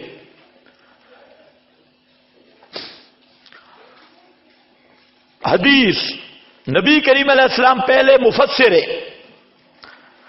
اور یہ قرئ کا قاری بخاری سے بھی ہمیں مل گیا، مسلم سے بھی مل گیا. سیاستہ میں یہ قاری کھڑا ہے. بخاری میں آیا اذا امن القاری فامنوا. توجہ ہے؟ قرئ کا کیا تلاش کرنا تھا؟ قاری. اچھا، اور مسلم میں آ جاؤ. چلو آپ کو آسانی کی طرف لے جاؤ. مسلم حضرت ابو موسیٰ اشعری رضی اللہ تعالیٰ عنہ فرماتی ہے علمنا صلاتنا، نبی کریم صلی اللہ علیہ وسلم نے ہمیں نماز سکھائی. علمنا صلاتنا، اور فرمایا کہ اذا کبر الامام فکبروا واذا قرأ فانصتوا واذا قرأ فانصتوا. جب امام تکبیر کہے تم تکبیر کہو، اور جب امام قرات کرے تو انصتوا، قرات کرے تو اب اذا قرئ القرآن فاستمعوا له وانصتوا. تو مسلم نے متعین کر دیا حضرت ابو موسیٰ اشعری کی روایت نے کہ قرآن میں جو قرئ کا صیغہ مجہول کا تھا اس کا قاری امام ہے، اور انصتوا فاستمعوا لا انصتوا کا خطاب مقتدیوں کو ہے. اور سمجھے؟ پھر کہہ رہا ہوں ہم نے قرئ کا قاری تلاش کرنا تھا. رسول اللہ صلی اللہ علیہ وسلم کی زبان سے مسلم میں بخاری مل گیا، اذا قرأ الامام فانصتو، متعین ہو گیا انصات کا حکم مقتدیوں کو ہے۔ اور قاری کون ہے؟ قرأ الامام، امام قاری ہے۔ جب امام آیت کا مفہوم حدیث کے ساتھ یہ نکلے گا کہ اے مسلمانوں جب امام قرات کرے فانصتو، تم خاموش ہو جاؤ۔ اب قرآن مقدس کی آیت سے یہ مسئلہ ثابت ہو گیا کہ قرات وظیفہ امام کا، استماع اور انصات وظیفہ مقتدیوں کا۔ اور سمجھے وہ وظیفہ کس کا؟ مقتدیوں کا۔ استدلال یوں ہوتا ہے، اب آئے صحابہ کے پاس، حوالے سب آ رہی ہے، ویسے حضرت عبداللہ ابن عباس کی روایت بھی ہے، اور لیکن میں آپ کے سامنے پیش کر رہا ہوں حضرت عبداللہ ابن مسعود رضی اللہ تعالیٰ عنہ سے، اور سند بھی وہ صحیح جس کو آل حدیث کا اثر ہی، اس پہ بھی سند اثر کر گئی، اثر ہی لکھنے پہ مجبور ہوا کہ ابن جریر کی یہ سند عبداللہ ابن مسعود سے جو کتاب القرات للبیکی میں بھی موجود ہے، کہتا ہے یہ سند صحیح ہے، اس میں کوئی شک نہیں۔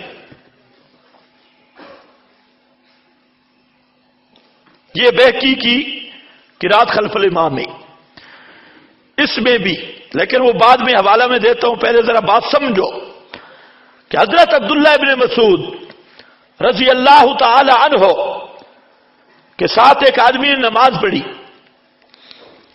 جب سلام پھیرا تو آپ نے فرمایا اما آن لکم ان تفہموا اما آن لکم ان تاکلوا، کب تم سمجھو گے، کب تم عقل کرو گے؟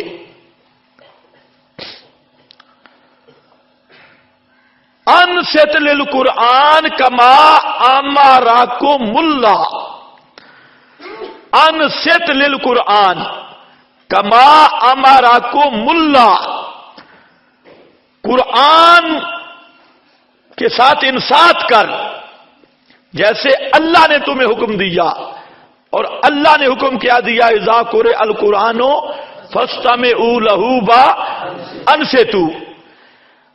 قرآن ہماری بنیاد ہے، آیت قرآن کی، میں صرف اس کی تفسیر کر رہا ہوں، دلیل قرآن سے۔ ابو موسیٰ اشعری کی روایت وہ بھی متعین کر رہی ہے کہ قرآن کا قاری قرآن، فاستمعوا کا خطاب مقتدیوں کو، انصتوا کا خطاب مقتدیوں کو، اور قرآن یہ کہتا ہے کہ جب قاری امام قرات کرے تم خاموش ہو جاؤ۔ تکبیر کے بعد امام سورہ یاسین پڑھتا ہے نا، تکبیر کے بعد قرات کہاں سے ہوتی ہے؟ اگر یہ بھی ثابت کرنا ہے تو مسلم سے ثابت کروں گا، بخاری سے، کہ رسول پاک ابو بکر عمر یستفتحون القراءۃ بالحمدللہ رب العالمین، وہ قرات کے افتتاح کرتے تھے بالحمدللہ، اس کے ساتھ۔ تو فرمایا جب امام قرات کرے خاموش رہو، تو معلوم ہو دو چیزیں متعین ہو گئی، قاری بھی اور قارئ القرآن، وہ قرآن جو فاتحہ سے شروع ہوتا ہے، الحمدللہ۔ تو معلوم ہوتا ہے کہ مقتدی کو امام کے پیچھے کسی قرات کی اجازت نہیں، قرات وظیفہ امام کا، انصات وظیفہ مقتدی کا۔ اب ہم کہتے ہیں کرو ہمت، میرے اس استدلال کو توڑو، ان کے بھی آپ نے دیکھے استدلال اور ہمارا استدلال بھی دیکھا، ہم ادھر ادھر نہیں جا رہے۔ اب اس پر آیت پہ ہم چلیں گے، ہمارا ڈیری آیت پہ، حدیثیں آئیں گی اسی پر، حوالے آئیں گے اسی پر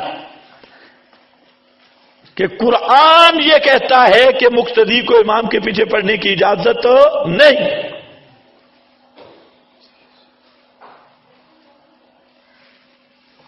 آپ کو کچھ سمجھ آئیے؟ نسائی میں اب آپ کو شک پڑے گا بھئی دوسروں کو کہا قرآن بخاری مسلم اور خود کدھر جا رہا ہے؟ نسائی میں نہیں جا رہا، میں قرآن پہ کھڑا ہوں. یہی تو بعد میں بار بار بتا، میں دلیل نہیں دے رہا نسائی، وہ تو جب دوں گا تو دوں گا نا. دلیل ایک ہی ہے، اذا قرئ القرآن فاستمعوا لہ، میں قرآن پہ کھڑا ہوں. اب قرآن کی تفسیر کے لیے ماخذ تفسیر میں جانا جائز ہے، یا تو میں کہوں کہ وہ میری الگ دلیل ہے. دلیل ایک ہی ہے، اذا قرئ القرآن. اب اس کی تفسیر تو کر سکتا ہوں یا نہیں کر سکتا؟ تمہیں کچھ بھی سمجھ نہیں آئی. میں تو قرآن کی دلیل پہ کھڑا ہوں، باقی جو کتابیں بطور دلیل کے پیش کروں تو قرآن بخاری سے نکلوں گا.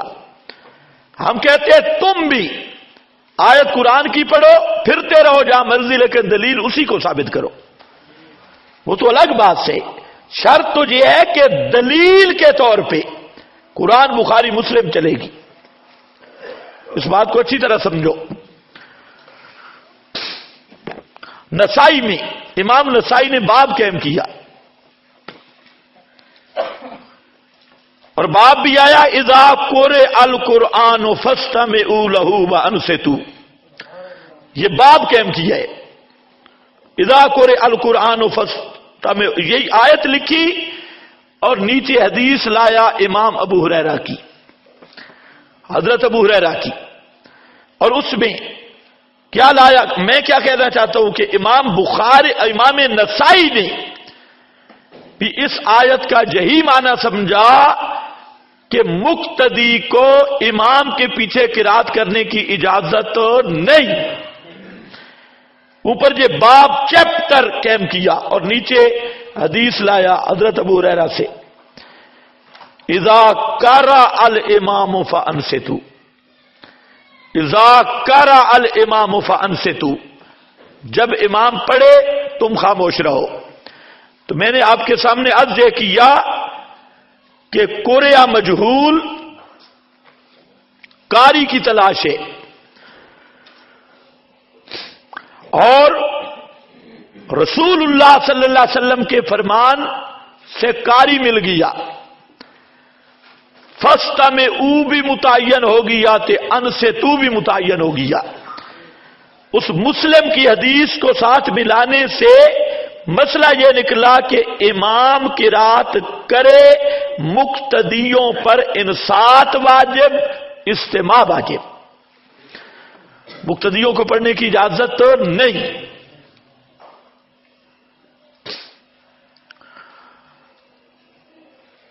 اس پر باقی کرائے نہیں. اسی پر حضرت عبداللہ ابن مسعود سے بھی میں نے تفسیر پیش کی. امام نسائی سے بھی میں نے تفسیر پیش کی اسی آیت کی. حضرت ابو ہریرہ کی بھی میں نے تفسیر پیش کی اسی آیت کی. سمجھ گئے؟ اب ایک سوال ہے کہ جی عجیب بات ہے، ہمیں پابند کر دیا قرآن بخاری مسلم پر اور اپنی طرف سے فٹنگ کر رہا ہے، وہ حدیث بھی تفسیر، وہ حدیث بھی تفسیر. میں نہیں، اپنی فٹنگ نہیں، ماہر فن سے لاؤں گا. جو سب کا مسلم مفسر ہے ابن کثیر، علامہ ابن کثیر. علامہ ابن کثیر نے اذا قرئ القرآن فاستمعوا لہ، حالانکہ شافعی المسلک ہے، یہ آیت لکھ کر حضرت ابو موسیٰ اشعری کی حدیث لایا ہے تفسیر میں. سمجھو دوستو بزرگوں، کس کی حدیث لایا؟ حضرت ابو موسیٰ. اشعری کی تو مفسر ابن کثیر آخر کیوں لایا حدیث؟ یہ تو مفسر ہے، اور اذا قرئ القرآن کی تفسیر میں حضرت ابو موسیٰ اشعری کی روایت لا رہی ہے۔ معلوم ہوتا ہے کہ یہ تفسیر ہماری اپنی نہیں ہے، یہ صاحب فن کی تفسیر ہے، اور صاحب فن بھی حنفی نہیں، وہ بھی شافعی ہے، لیکن دیانتدار مفسر ہے۔ اس نے قرآن پاک کی تفسیر میں وہی کچھ پیش کیا۔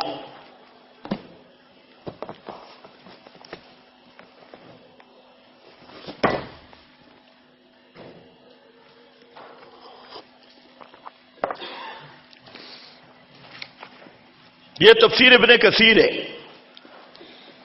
اس میں صفحہ 485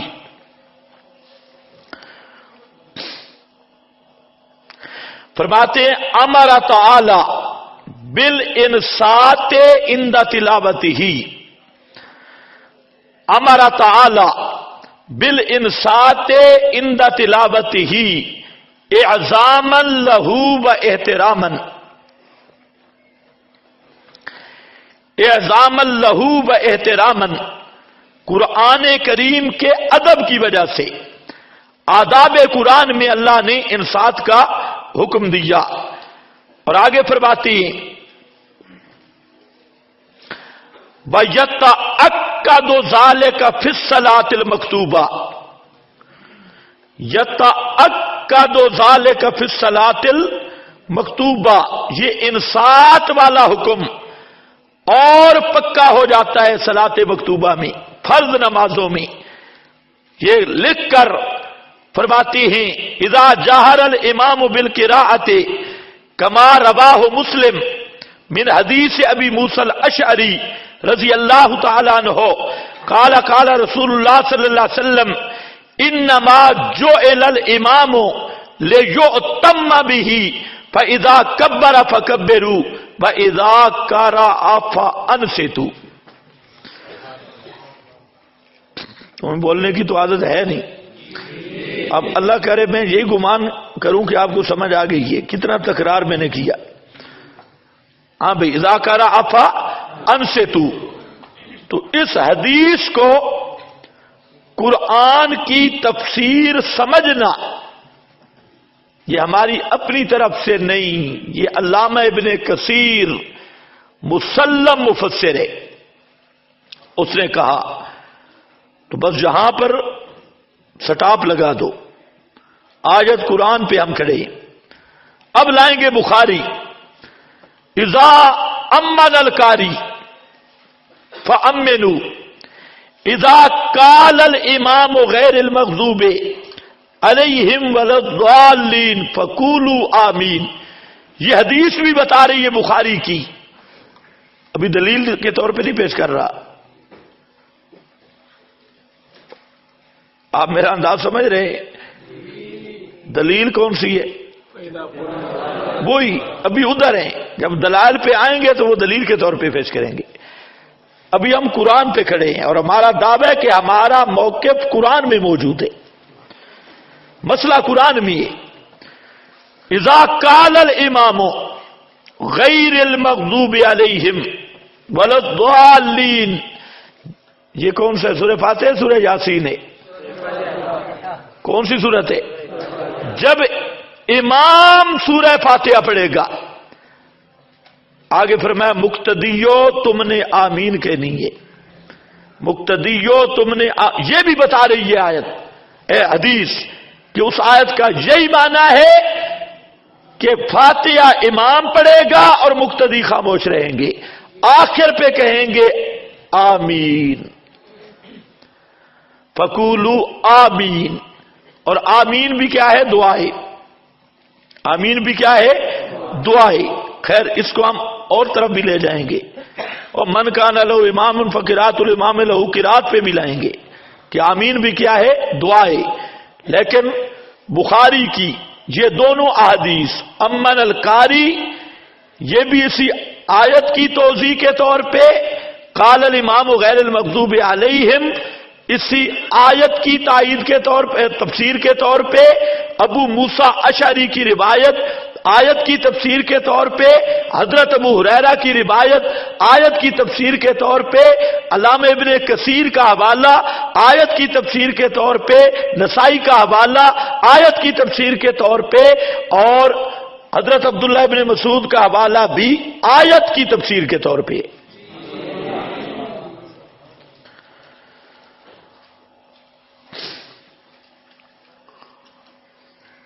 تو ہمارا یہ مسئلہ قرآن میں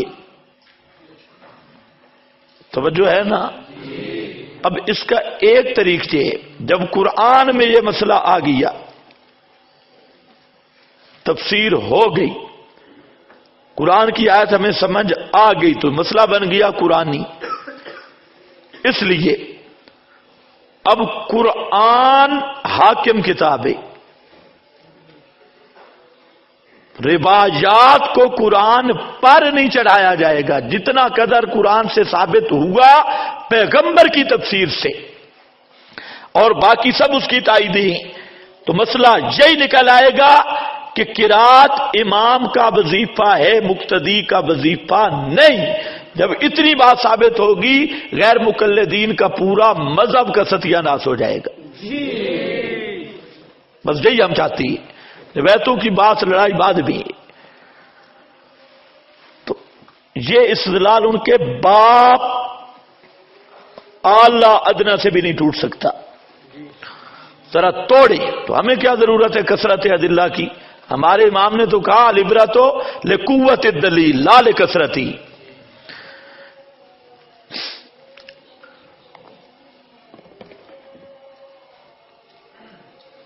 اوہو، کتابیں تو رہ جائیں گی ساری۔ بآخر دعوانا الحمدللہ رب العالمین۔